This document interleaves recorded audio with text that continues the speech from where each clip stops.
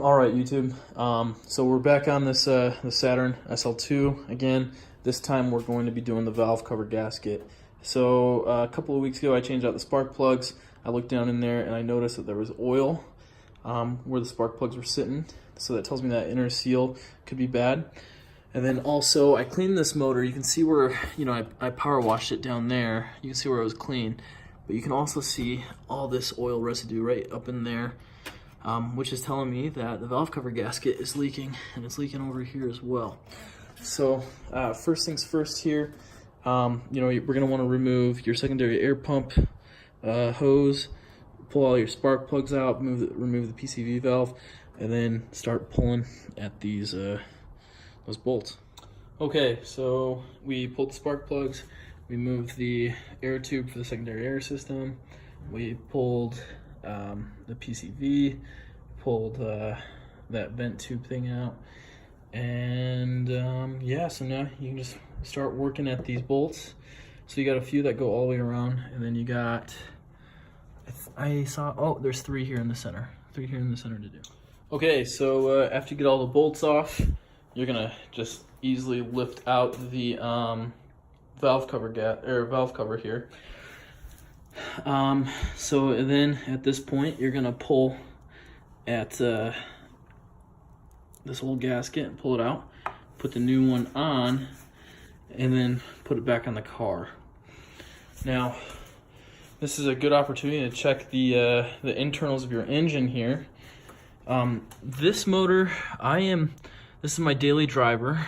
It's got, I just rolled 198,000 miles, so it's going to roll 200,000 miles here soon, and the thing runs smooth. I am sorely disappointed to see how dirty the inside of this motor is. You can see here on the things that were holding the camshafts on there, it's just caked in crap.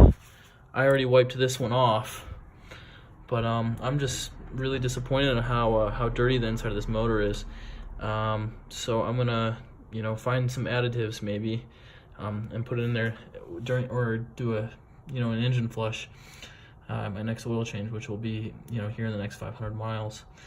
If any of you guys know of any good products that I could put in this motor to help clean this up, please leave them in the comments, and I'll give it a go.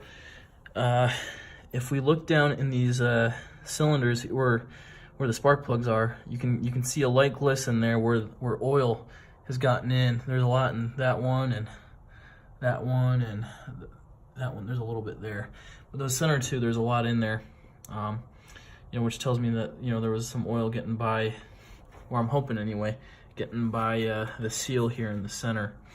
So yeah, what we're gonna do now, we're just gonna swap our valve cover gaskets out, and then we'll put it right back on. Before you put it back on, you're gonna want to clean the mating surface of that gasket. So just all along the rim here, you're gonna want to clean all of that off.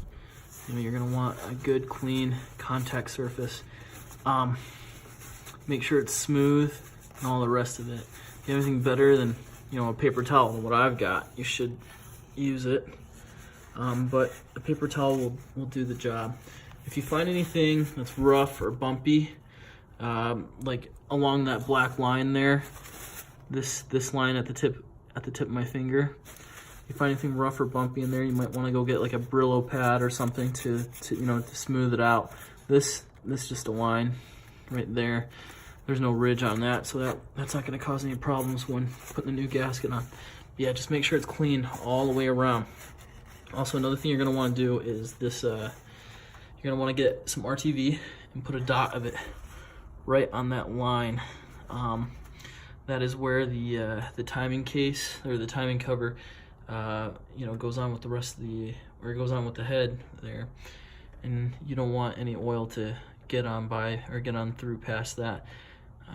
So put some RTV, just a little dot right there, and then have the the gasket will do the rest. The valve cover gasket will do the rest. You also want to clean the mating surface along here for the valve cover. Do the best you can to get down in those grooves. clean them out, clean the insides on both the head and the valve cover gasket.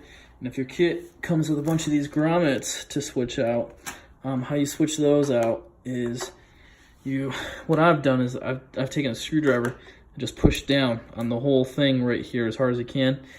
You don't have to push down that hard, and then it all pops out just like this. You can switch the grommet out, and then how you get back in is you just easily just push it back up in there, like so, and there it is, it's in.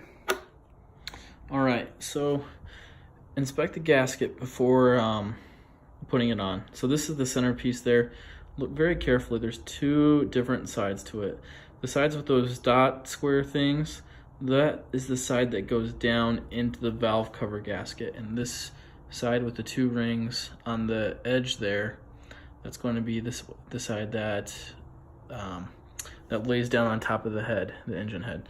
So the square side again is towards the gasket, or towards the valve cover gasket, and then the side with the ribs here that goes onto the head. All right, guys. So after you get the gasket back in, what you're going to do is you're going to slap this back on the motor over there. Put everything back together, and you'll be on your merry way. Hopefully it won't leak. All right, guys, so I forgot to mention, make sure you torque down these valve cover bolts here. Otherwise, if you don't, then there's a good chance that you may not get everything, you may not get all the bolts, or one may be too tight, one may not be tight enough and cause leaking again. How you're going to want to torque these down, the sequence that you're going to want to do is you want to start in the middle here. We're gonna go 1, 2, 3, 4, 5, 6, 7, 8, 9, and then the last two, 10 and 11. From what I read online, they said to torque it down to 89 Newton meters, which is probably about like 8 foot-pounds if you have a regular torque wrench like I do. I just rounded up to 10, and I'm torquing mine down to 10, and I'm going to be pretty comfortable with that. So good luck to you guys. Yeah, give my video a like. Bye.